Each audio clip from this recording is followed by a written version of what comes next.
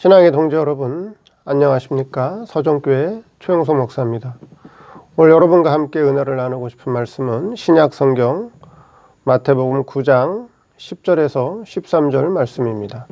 제가 본문을 봉독해 드리겠습니다. 예수께서 마태의 집에서 앉아 음식을 잡수실 때에 많은 세리와 죄인들이 와서 예수와 그 제자들과 함께 앉았더니 바리새인들이 보고 그 제자들에게 이르되 어찌하여 너희 선생은 세리와 죄인들과 함께 잡수시느냐.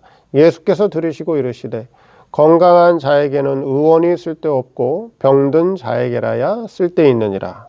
너희는 가서 내가 긍휼을 원하고 제사를 원치 아니하노라 하신 뜻이 무엇인지 배우라. 내가 의인을 부르러 온 것이 아니요 죄인을 부르러 왔노라 하시니라. 예, 오늘 말씀 제목은 긍휼을 원하시는 예수님이라는 제목으로 말씀을 증거하도록 하겠습니다. 예, 오늘 본문 말씀에 나오는 역사적인 배경은 마태, 세리 마태의 집에서 일어나는 사건입니다. 예수님이 죄인들과 또 세리와 함께 마태의 집에서 음식 잡수시는 것을 본 세리들, 또 세례 요한의 제자들은 예수님의 행동을 이해하지 못하고 비판하고 있습니다. 자, 그래서 그들에게 하신 교훈이 있었는데 그 예수님께서 그들에게 하신 말씀을 통해서 오늘 우리에게 주시는 교훈이 무엇인지 한번 살펴보도록 하겠습니다. 첫째, 긍휼을 원하시는 예수님. 오늘 본문의 교훈의 대상은 누구냐? 세례 요한의 제자들과 바리새인입니다. 오늘 읽어드린 본문에는 물론 바리새인들이라고 나오지만 14절에 보니까 마태복음 9장 14절에 그때의 요한의 제자들이 예수께 나와 가로되 우리와 바리새인들은 금식하는데 어찌하여 당신의 제자들은 금식하지 아니하나이까. 그래서 지금 마태의 집에서 예수님께서 음식 잡수실 때에 처음에 나온 사람들은 바리새인들이고 물론 뒤에 나온 사람들은 세례 요한의 제자들이지만 그들 전체들, 그 사람들 세례 요한의 제자들과 바리새인 그 사람들 전체를 대상으로 지금 예수님께서 교훈하고 있다라고 하시는 거고요. 우리 예수님께서 말씀하시는 게 뭐냐 하면 내가 긍휼을 원한다 그렇게 말씀하고 있다는 거죠. 13절 말씀에. 자, 그럼 바리새인들은 어떤 사람들이죠? 바리새인들은 율법으로는 흠이 없는 자들입니다. 하나님의 율법을 아주 철저하게 잘 지키는 자들이고 하나님을 믿는 열심, 그 하나님을 믿는 열심은 누구에게도 뒤지지 않는 그런 아주 열심이 강한 자들이었다라고 하는 것이죠. 그게 바로 바리새인들이었습니다. 그래서 바리새인들은 많은 사람들에게 인정받는 그런 아주 보수적인 그런 신앙을 가진 소유자들이었습니다.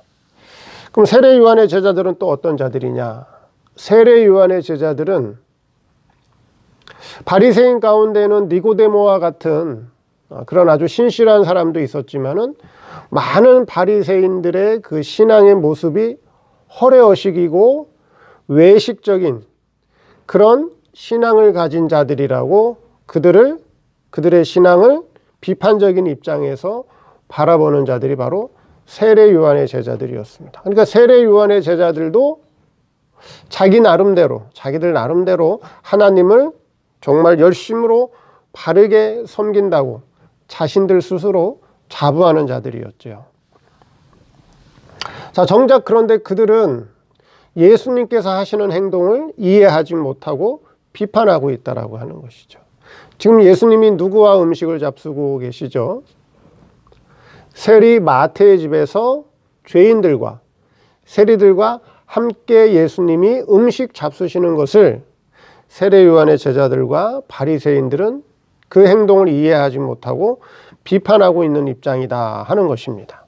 그래서 우리 예수님께서 하신 말씀이 나는 긍휼을 원한다. 긍휼이라고 하는 의미가 뭘까요?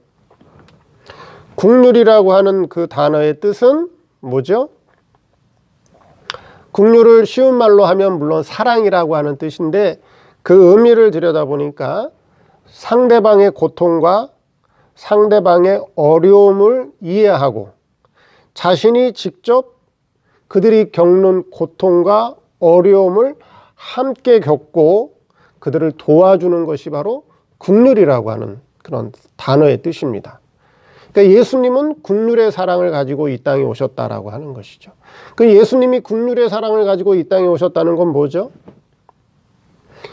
죄와 사망 아래서 고통받고 있는 하나님의 자녀들을 구원하기 위해서 성자 하나님이 친히 사람의 몸을 입고 이 땅에 내려오셔서 택한 자녀들이 당하는 고통과 그들의 어려움을 몸소 다 체험하시고 그들을 그 죄와 사망에서 구원해 주시기 위해서 이 땅에 오셨다라고 하는 것이죠. 그렇죠? 예수님은 긍휼의 사랑을 가지고 하나님의 자녀들을 구원하기 위해서, 구속해 주시기 위해서 이 땅에 오셨다라고 하는 것입니다. 그럼 저들에게 나는 긍휼을 원한다라고 하신 말씀은 어떤 의미가 되겠죠? 다른 사람들의 신앙의 상태를 이해해라. 다른 사람들의 입장을 이해하라 하는 거예요. 그렇죠? 상대방의 신앙의 상태, 그 다음에 상대방의 환경, 그 사람들의 입장을 어떻게 하라? 이해해서 그들을 이해해주고 그래서 어떻게 하라는 거죠? 그들과 함께 그들의 어려움, 그들이 받는 고통을 함께 경험하고 그들을 도와주는 입장. 그 이타적인 입장에서 뭐하라? 생활하라 하는 거예요. 이타적인 입장에서 신앙생활하라 하는 그런 말씀이 되겠죠. 나는 긍휼을 원한다는 그 말씀은요. 그러니까 저들은 율법은 잘 지키는데 하나님의 율법은 철저하게 지키고 하나님은 열심히 섬긴다라고 말은 하고 있지만, 그렇죠? 그 율법을 주신 하나님의 뜻을 깨닫지 못하고 그 율법을 주신 하나님의 뜻을 깨닫지 못하고 그 하나님의 긍휼의 사랑을 깨닫지 못하는 저들을 교훈하고 있다 하시는 거죠. 교훈하고 있다. 나는 긍휼을 원한다. 나는 제사를 원하는 것이 아니라 긍휼을 원한다. 그렇게 말씀하셨다는 것입니다. 두 번째, 긍휼이 빠진 제사는 원치 않는다. 긍휼이 빠진 제사는 원치 않는다는 거죠. 자, 제사 제도는 어디서 나왔죠? 율법에서 나온 거죠. 율법을 통해서 제사 제도가 나왔습니다. 그러니까 하나님께서 이스라엘 백성들에게 제사 제도를 왜 주셨나요? 하나님께서 이스라엘 백성의 제사 제도를 준 것은 저들이 지은 죄를, 그렇죠? 저들이 하나님 앞에 지은 죄를 제사 제도를 통해서 죄 씻음 받으라고 하나님께서 제사 제도를 주신 것이죠. 예. 그러면 그와 같이 율법과 제사 제도가 나온 그 근본이 어디서 나온 거예요? 근본이 어디서 나온 거죠? 바로 하나님의 사랑에서 나온 거다 하는 거예요. 하나님의 긍휼의 사랑에서 나온 거다 하는 거죠. 즉 율법이 나온 배경은 저들이 죄가 무엇인지도 모르고 악한 것이 무엇인지도 모르고 하나님의 뜻이 무엇인지 모르기 때문에 하나님의 뜻을 알지 못하고 저들이 생활하는 모든 것은 다 죄와 사망 아래서 고통 가운데 멸망에 빠지는 생활이라는 거죠. 그래서 저들에게 하나님께서 율법을 주심으로 말미암아 죄가 무엇이고 악한 것이 무엇이고 하나님의 뜻이 무엇이고 하나님이 싫어하시는 게 무엇이고 하나님이 좋아하시는 것이 무엇인가를 저들로 하여금 깨닫고 저들의 죄를 용서해 주기 위해서, 용서함 받기 위해서 제사 제도를 주셨다는 거죠. 그래서 율법을 주신, 그쵸? 그 율법의 근간이 어디서 나왔느냐 하는 거예요. 그쵸? 율법이라고 하는 것이 바로 하나님의 사랑에서 나온 것이 바로 율법이라고 하는 거예요. 하나님의 긍휼의 사랑. 하나님의 긍휼의 사랑. 죄와 사망 가운데서 고통받는 저들, 죄가 뭔지 멸망이 뭔지 사망이 뭔지도 모르는 저들을 불쌍히 여기셔서 저들의 저들을 죄 용서해 주시고 저들을 구속해 주기 위해서 하나님께서 율법과 제사제도를 줬다라고 하는 거예요. 사랑을 통해서 나온 것이 바로 제사제도라고 하는 거예요. 그렇죠? 예.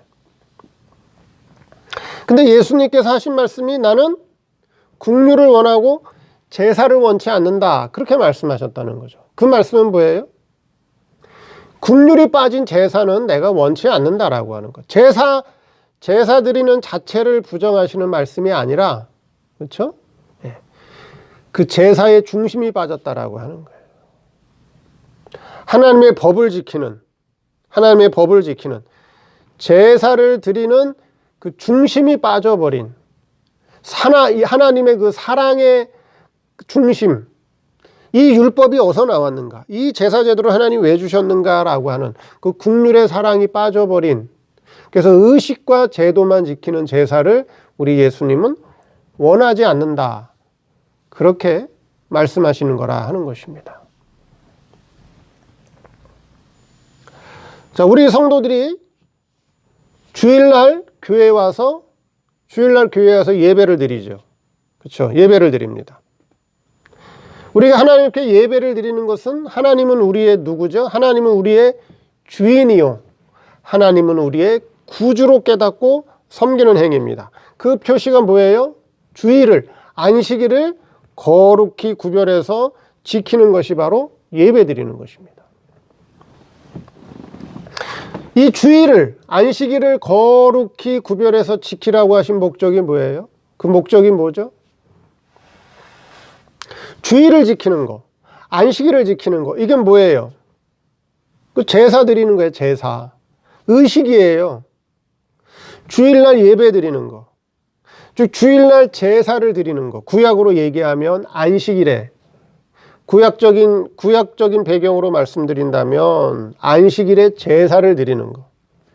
오늘날 주일날 예배 드리는 거는 뭐예요? 이거는 하나님의 율법을 지키는 거예요. 다른 말로 얘기하면 하나님의 율법을 지키는 거란 말이에요.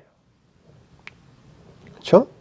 하나님의 법, 율법을 지키는 게 주일을 지키는 거예요. 그럼 주일을, 안식일을 왜 구별해서 지키라고 했느냐 하는 거예요.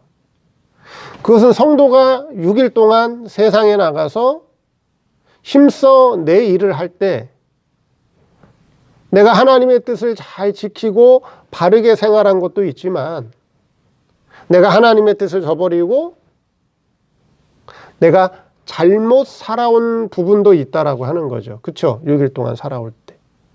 그럼 안식일을, 주일을 거룩히 지키라고 하는 것은 내가 6일 동안 잘못 살아온 것을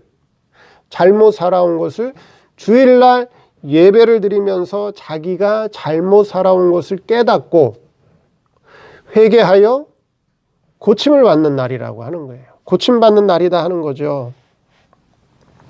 그래서 회개하고 고침을 받고 다시 세상에 나가 일할 수 있는 새 힘을 얻는 날.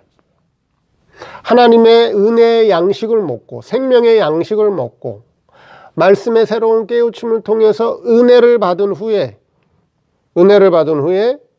다시 세상에 나가서 일할 수 있는 힘을 받는 날이 바로 주일이에요. 그것이 안식일 지키는 거예요. 그렇죠? 그래서 주일날 예배를 드리고 주일을 지키는 것이 뭐예요? 6일보다 못한 날이 아니라고 하는 거예요. 6일보다 못한 날이 아니라 6일보다 더 중요한 날이 바로 안식일, 주일을 지키는 날이라 하는 거예요. 주일 지키는 게 그렇게 중요하다라고 하는 거예요.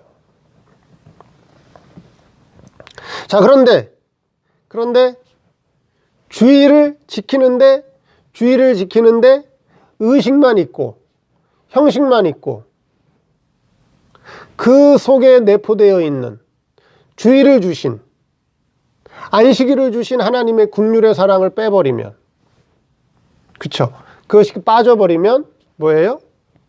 국률이 빠져버리는 주의를 지키는 것, 국률이 빠져버린 안식일을 지키는 것, 국률이 빠져버린 제사를 드리는 것을 주님은 원하지 않는다는 거죠.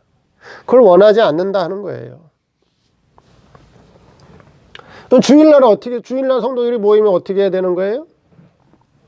상대방의 신앙을 이해해주고, 그렇죠? 상대방의 신앙을 이해해주고, 그걸 감싸주고, 포용해주고, 허물이 있어도 덮어주고, 상대방이 참 어려운 입장에 있구나, 상대방이 힘든 입장에 있구나, 그 위로해주고, 힘이 돼주고, 포용해주고, 안아주고, 힘든 일 있으면 도와주고, 같이 하고, 그렇죠? 국률이 있어야 된다라고 하는 거예요. 사랑이 있어야 된다라고 하는 거예요.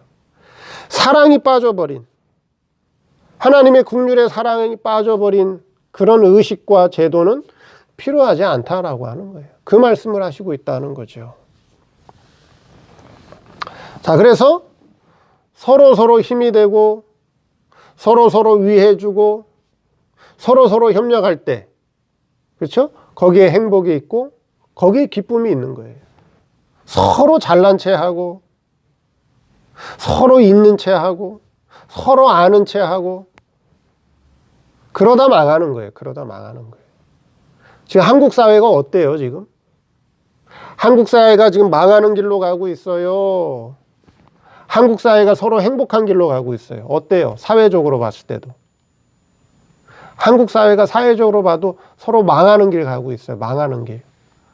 서로 잘났다고 하고, 당신이 못했다고 그러고, 당신이 잘못했다고 그러고, 당신이 못했다고 그러고, 응? 서로 잘난 채, 있는 채, 아는 채, 그러다 망하는 거예요. 그러다 망하. 교회는 그러면 안 되잖아요. 교회는. 그렇죠? 세상은 그럴지라도 교회는 그러면 안 된다는 거예요. 교회는. 상대방의 신앙의 입장을 이해해주고 상대방의 환경과 현실의 입장을 이해해서 서로 협력하고 도와주고 사랑해주고 위로해주고 힘이 돼주고. 교회는 국률이 있어야 된다라고 하는 거예요. 사랑이 있어야 된다. 그 말씀을 하고 계십니다. 그래서 국률이 빠진 제사, 그 중심이 빠져버린 의식과 제도를 하나님이 원하지 않는다 하는 거예요. 주일 지키는 거 중요하죠. 그렇죠? 어떤 중심으로 주일을 지키느냐 하는 거예요. 의식과 형식으로만 지키지 말라 하는 거죠. 그 말씀을 하고 계십니다. 세 번째, 의인을 부르러 온 것이 아니요 죄인을 부르러 왔다.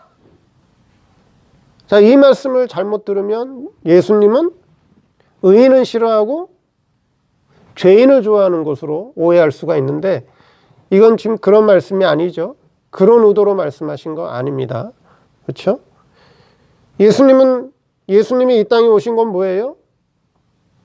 죄인을 불러서 의인 만들기 위해서 이 땅에 오셨죠. 그러니까 예수님은 의인을 싫어하는 게 아니에요. 의인을 좋아하시는 분이죠. 그런데 왜 예수님은 바리새인과 세례 요한의 제자들을 보고 나는 의인을 부르러 온 것이 아니라 죄인을 부르러 왔다, 이렇게 말씀하신 건 뭐예요?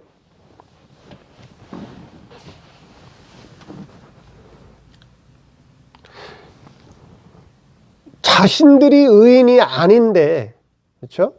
자신들이 참 의인이 아닌데 의인으로 알고 있는 자들, 즉 자칭 의인들을 부르러 온 것이 아니다는 거죠. 자신들은 죄인이면서, 자신들은 더 큰 죄인이면서 의인으로 알고 있는 저들, 자칭 의인으로 알고 있는 저들을 부르러 온 것이 아니다, 그 말씀을 하시는 거죠. 예수님 앞에 모든 사람들은 다 뭐예요? 예수님 앞에 모든 사람들은 다 죄인이죠. 예수님 앞에 모든 사람들은 다 죄인입니다. 바리새인이 됐건 세례 요한의 제자가 됐건 예수님 앞에 모든 사람들은 다 죄인이라고 하는 거예요. 그렇죠? 그래서 예수님은 죄인을 불러서 의인 만들기 위해 이 땅에 오셨다라고 하는 거예요. 그런데 바리새인과 세례 요한의 제자들은 자신들을 뭘로 알고 있어요? 자신들을 의인으로 알고 있어요. 자신들을 자칭 의인으로 알고 있어요. 그러니까 자신들을 의인으로 알고 있다는 거죠. 죄인인데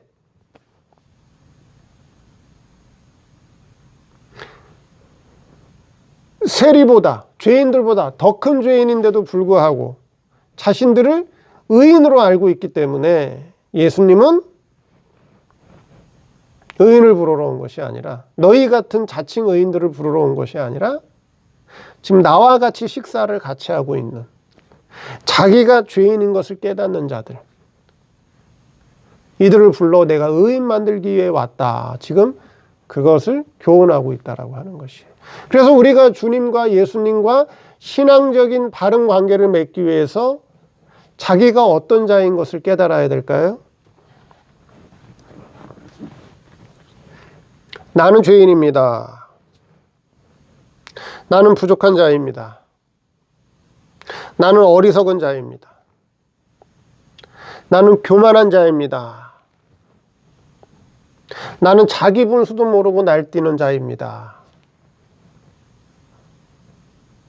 자기 부족을 깨닫는 사람들, 자기의 어리석음과 자기의 무능과 자기의 교만을 깨닫는 사람들만이 예수님과 신앙적인 바른 관계를 맺을 수 있어요. 바른 관계를 맺을 수 있어요. 나는 부족한 게 없어요. 응? 나는 부족한 게 없어요. 나는 의인이에요. 나는 부유합니다.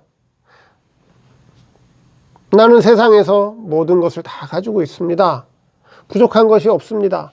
그런 자들은 예수님과 바른 신앙적 생명적 관계를 맺을 수 없다는 거예요. 자기가 죄인인 줄 알아야 돼요. 자기가 부족한 자라는 걸 알아야 돼요. 내가 참 얼마나 무능하고 내가 참 얼마나 못난 사람인가. 내가 얼마나 무능한 사람인가. 내가 얼마나 무지한 사람인가. 내가 얼마나 교만한 사람인가.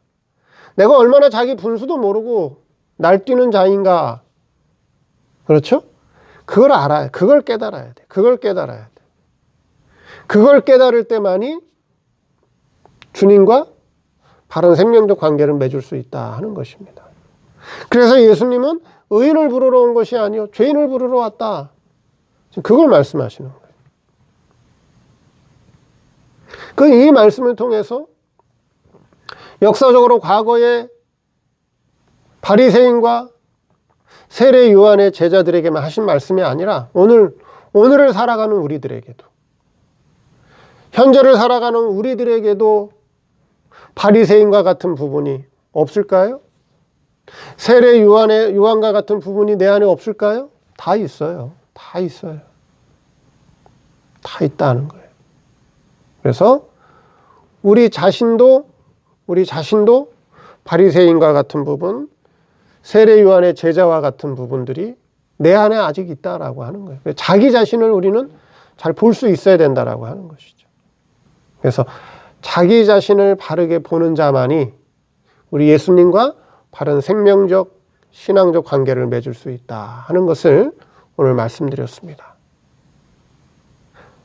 감사합니다.